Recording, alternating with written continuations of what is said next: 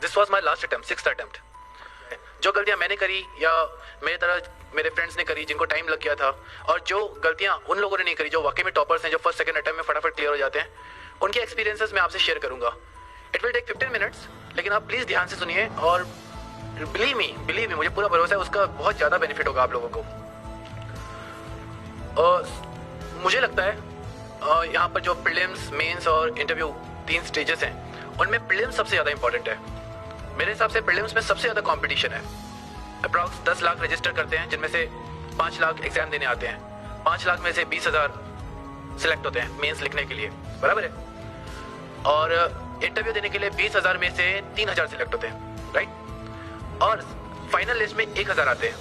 तो आप हिसाब लगा लीजिए, सीसेट एप्टीट्यूड थोड़ा हिसाब लगा लीजिए। 5 लाख में से सिर्फ 20,000, अप्रॉक्स करिए 25 में से एक बच्चा, ठीक है। 20,000 में से 3, बराबर 7 बच्चों में से एक बच्चा। फिर इंटरव्यू में 3,000 में से 1,000 निकलते, यानी 3 बच्चों में से एक बच्चा। यानी अगर हम इंटरव्यू पहुंच जाते तो 3 में से एक तो पक्का ही है, तो चांसेस बढ़ गए ना पास होने के। लेकिन प्रीलिम्स में बहुत कम चांसेस होते हैं। दूसरा ये कि प्रीलिम्स में बच्चे जब फेल हो जाते हैं, जब नापास होते हैं, तो पूरा 1 साल लगता है अगली प्रीलिम्स आने में। लेकिन अगर प्रीलिम्स में पास हो गए तो इमीडिएटली 3.5-4 महीने में मेंस आती है, इमीडिएटली उसके बाद इंटरव्यू आता है। पूरा 1 साल का प्रोसेस कंटिन्यूअसली चलता रहता है, तो बच्चे की पढ़ाई चलती रहती है। लेकिन जब प्रीलिम्स फेल हो जाता है बच्चा, तो पढ़ाई छूट जाती है। कोई थोड़ा टाइम घर चला जाता है, कोई रोता रहता है, तो उसमें थोड़ा वो हो जाता है, छूट जाती है, पढ़ाई छूट जाती है। और एक बार पढ़ाई छूट गई, एक बार आप प्रोसेस से बाहर आ जाते हो ना, तो फिर वापस प्रोसेस में आने में ना टाइम लग जाता है। ये बच्चों को रियलाइज नहीं होता है।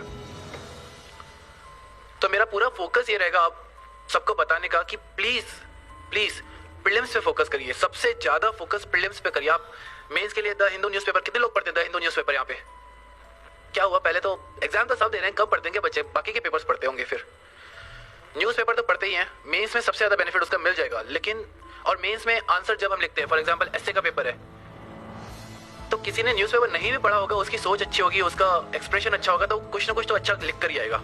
वैसे ही एथिक्स के पेपर में लिख कर ही आएगा। इनफैक्ट पेपर 2 और पेपर 3 जो कि पॉलिटी और इकोनॉमिक्स ज्यादातर हैं, जिसमें उसमें भी आप कुछ ना कुछ लिख कर ही आओगे। एजुकेशन पे अगर कुछ आ रहा है तो आप लिख कर आओगे, हेल्थ पे कुछ आ रहा है तो आप लिख कर आओगे। लेकिन इशू ये हो जाता है प्रीलिम्स में आपको चॉइस दी रहती है, या तो आपको वो चॉइस आ रही है या तो नहीं आ रही है, इधर और ऐसा हो जाता है। तो वहां पर डिफिकल्टी बढ़ जाती है। बच्चों को लगता है कि प्रीलिम्स ज्यादा इजी है, मेंस ज्यादा डिफिकल्ट है। राइटिंग प्रैक्टिस करते हैं, लेकिन प्रीलिम्स क्लियर ही नहीं होगा तो क्या कर लोगे उस राइटिंग प्रैक्टिस का, है कि नहीं?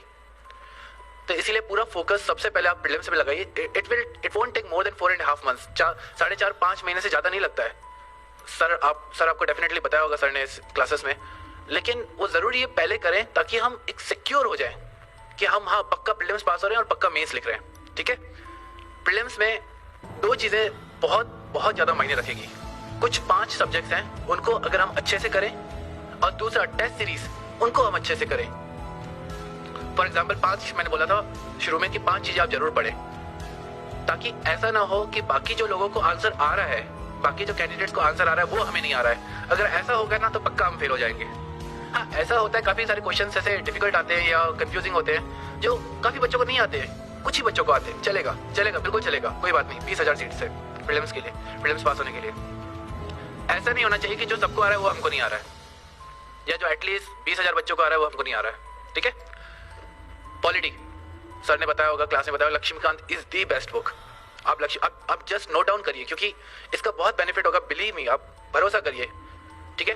पॉलिटी लक्ष्मीकांत में से पढ़िए, आपने क्लासेस की है, अब आप पढ़ सकते हैं। लक्ष्मीकांत में भी जो टेबल्स होती हैं, कितने लोग लक्ष्मीकांत को फॉलो करते हैं यहाँ पे? सभी करते हैं, चलो अच्छी बात है। ये तो लक्ष्मीकांत में टेबल्स दी रहती हैं। टेबल्स इतनी अच्छी तरह से करिए आप, इतनी अच्छी तरह से करिए, क्योंकि टेबल्स में ही सार है सबका। टेबल्स में क्लियरली समझ में आता है क्या डिफरेंस है ऑर्डिनरी बिल में, मनी बिल में। पढ़ा हुआ है ना लक्ष्मीकांत थोड़ा बहुत?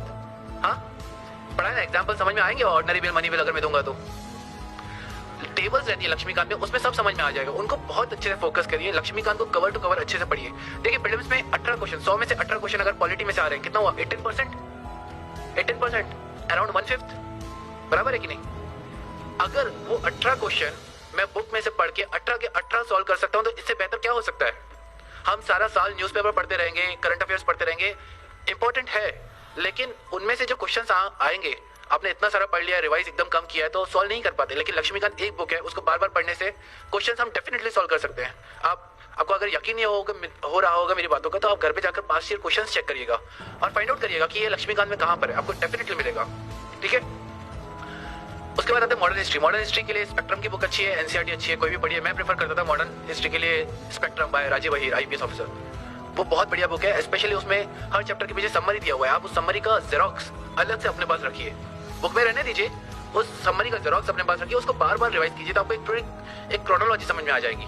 ठीक है, मैं ये आपको इसीलिए बता रहा हूँ क्योंकि देखिए पेप टॉक जो मोटिवेशनल स्पीचेस हैं, जो आपका मनोबल बढ़ाए, ऐसी स्पीचेस हम देंगे, टॉपर्स देंगे, लेकिन प्रैक्टिकल जो है बच्चे यहाँ से सुन के चले जाएंगे, लेकिन प्रैक्टिकल जब वो पढ़ाई करने बैठेंगे ना, तब उनको बहुत दिक्कत आएगी। तो इसीलिए मैं आपको डायरेक्टली वही बता रहा हूँ जो आपको इस एग्जाम में सबसे ज्यादा फायदा देगा। ठीक है, मॉडर्न हिस्ट्री के लिए आप स्पेक्ट्रम करें, मेरे हिसाब से वो बहुत अच्छी है। अगर 7-8 क्वेश्चन आते हैं तो डेफिनेटली 8 में से 6 उसमें से हो ही जाएंगे, अच्छे से पढ़े तो। ओके, फिर आता है एनवायरमेंट। एनवायरमेंट के लिए 12th क्लास की बायोलॉजी की एनसीईआरटी जो है, उसका एक सेक्शन है इकोलॉजी, वो करें। अगर वो नहीं करना है लोगों को, तो आईसीएसई की 9th और 10th की किताब आती है, वो करें। इन दोनों में से कोई भी कर लिया, एटलीस्ट बेसिक एनवायरमेंट अच्छे से होगा। ठीक है, उसके अलावा करंट्स आता है, आपको वो न्यूज़पेपर में से करना पड़ेगा। 4th geography. ज्योग्राफी के लिए 6th to 12th एनसीईआरटी अनिवार्य है, अच्छे से करना है, धीरे धीरे करना है। उसमें जो की किसने देखी ना, अब बच्चों आपने देखी होगी 6th और 7th की एनसीईआरटियां देखी है कि सीधा 11th 12th की उठाते हो। 6th और 7th की उसमें वो बंटी बबलू वो कार्टून फिगर्स रहते हैं, वो क्वेश्चन पूछते हैं, कभी उन क्वेश्चंस पे ध्यान देना, वो क्वेश्चंस बहुत इंपॉर्टेंट रहते हैं। वो आपकी एक थॉट प्रोसेस डेवलप करेंगे कि यार ये क्वेश्चन हमने क्यों नहीं सोचा, पर वो आपको सोच के दे रहे हैं ताकि आप उस पर सोचें और फिर आंसर निकालें। और आप बिलीव नहीं करोगे, आप क्वेश्चन देखोगे ना यूपीएससी में, उनमें से क्वेश्चन है, आप बिलीव नहीं करो, आप एक बार चेक तो करिए जाकर। ठीक है, तो ज्योग्राफी की 6 to 12 एनसीईआरटी जरूर करेंगे, यानी जरूर करेंगे। ठीक है, मैपिंग पे ध्यान देंगे आप। मैपिंग पे आजकल 8 क्वेश्चन आ रहे हैं, 8 क्वेश्चन बहुत मायने रखते हैं, और मैपिंग एक बार पढ़ा हुआ है तो इमीडिएटली अगर याद आ गया एशिया में सीरिया कहाँ पर है, म्यांमार कहाँ पर है, कैसे जुड़े हुए हैं, ठीक है, स्पेशली एशिया का मैप, तो फटाफट क्वेश्चन सॉल्व हो जाएंगे। तो मैपिंग एशिया पर ज्यादा फोकस करेंगे, India as well as Asia. ठीक है, के सिद्धार्था की बुक आती है वर्ल्ड मैप पे, और प्रेम पटेल की बुक आती है इंडियन मैप्स पे, वो आप रेफर कर सकते हैं, मैपिंग ईजी हो जाएगी। ठीक है, 5वां इकोनॉमिक्स। इकोनॉमिक्स में शंकर गणेश IRS ऑफिसर है, उनकी बुक है, स्पेशली जो इंजीनियरिंग बैकग्राउंड से नहीं है उनके लिए शंकर गणेश बहुत अच्छी है। जो इंजीनियरिंग बैकग्राउंड से है, मैं उनको कहूँगा Mrinal.org पे वीडियोस है, या सर की क्लास में बढ़िया हो जाता है, कहीं पर भी आप पढ़िए। इकोनॉमिक्स बहुत इंपॉर्टेंट है, इकोनॉमिक्स में से काफी क्वेश्चन आते हैं, 15 क्वेश्चन आ जाते हैं। तो मैंने क्या सब्जेक्ट बताया, मैंने 5 सब्जेक्ट्स बताया आपको, polity, history, economics, environment and geography. कुछ भी हो जाए आप पहले ये 5 सब्जेक्ट अपने हाथ में रखिए, ये बेसिक सब्जेक्ट है, ये अगर नहीं आ रहे हैं तो हम पक्का फेल हो जाएंगे। बाकी आए नहीं आए ठीक है, ये नहीं आ रहा है पक्का फेल होंगे। तो ये 5 सब्जेक्ट अच्छे से करिए।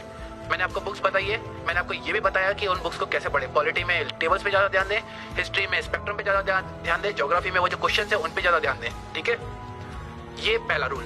दूसरा रूल है टेस्ट सीरीज। टेस्ट सीरीज इतनी ज्यादा जरूरी है, बहुत ज्यादा जरूरी है। काफी बार हम ओवर कॉन्फिडेंट हो जाते हैं या फियरफुल हो जाते हैं। ऑस्ट्रिच देखा, ऑस्ट्रिच एक बर्ड रहता है, ऑस्ट्रिच चलता है, लेकिन अगर उसके सामने कुछ भी बड़ा जानवर आ गया जिससे उसको खतरा है, तो आपने वो मुंडी, क्या बोलते हैं, छचंदर, क्या बोलते हैं उसे, चित्रमुर्ग, क्या बोलते हैं सर हिंदी में ऑस्ट्रिच को, चित्रमुर्ग, हाँ वो, हाँ वही, वो मुंडी घुसा देता है, डर, ये डर गया अंदर। ऐसा नहीं करना है, ये जनरली बच्चों में मैंने देखा है, मुझ में भी था, बिलीव मी। टेस्ट कब देना है यार, एक बार पूरा बुक कंप्लीट हो जाए, एक बार पढ़ लो, उसके बाद टेस्ट देना है। ये प्रोक्रेस्टिनेशन, ये वो हम ना पोस्टपोन कर दें चीजें, क्योंकि हम डरते हैं, हमें डर लगता है। लेकिन मैं आपको बोलूंगा, आप टेस्ट सीरीज आज से, स्पेशली 2016 में दे रहे हैं, आज से रोज 30 क्वेश्चन तो एटलीस्ट करिए। पास्ट ईयर पेपर में से करिए, सर के सिनर्जी की टेस्ट सीरीज लीजिए, insightonIndia.com के मार्केट में टेस्ट सीरीज अच्छे अवेलेबल है, वो कम से कम 30 क्वेश्चन करिए। 30 क्वेश्चन रोज करोगे ना, तो समझ में आ जाएगा कि गलती कहाँ पर हो रही है, और जमीन पे रहेंगे, हवा में उड़ जाएंगे नहीं तो। यार पॉलिटी लक्ष्मीकांत पूरा बुक हो गया, 2 बार 3 बार हो गया यार, हो गया बस मेरा। तेरा कितनी बार हुआ यार, मैं तो कंप्लीट नहीं हुआ है। बुक कंप्लीट करना डजंट मीन कि आपका सब्जेक्ट कंप्लीट हो गया। टेस्ट में अच्छे नंबर आना, उससे पता चलता है कि आपका सब्जेक्ट कंप्लीट हुआ है कि नहीं वाकई में। ठीक है, तो आज 2 रूल आप जरूर यहाँ से सीख कर जाएंगे। एक तो वो 5 बुक्स या 5 सब्जेक्ट जो मैंने बताए, आप बिल्कुल उन बेसिक बुक्स पे फोकस करेंगे। और दूसरा, जो टेस्ट सीरीज है, आज ही आप जो भी टेस्ट सीरीज है अच्छे लगाएं। अगर नहीं लगा पा रहे तो उनके पेपर्स अपने पास अरेंज करें कहीं से भी, और रोज 30 क्वेश्चन तो एटलीस्ट मिनिमम 30 क्वेश्चन करें, क्योंकि कुछ 75-80 दिन बचे हैं। अगर थोड़े ज्यादा दिन होते तो मैं बोलता कि 10, 15, 20 करिए, तो थोड़े ज़्यादा करिए। 2016 वाले, 2017 वाले आराम से 20-20 कर सकते हैं रोज, ठीक है। ये 2 चीज़ें।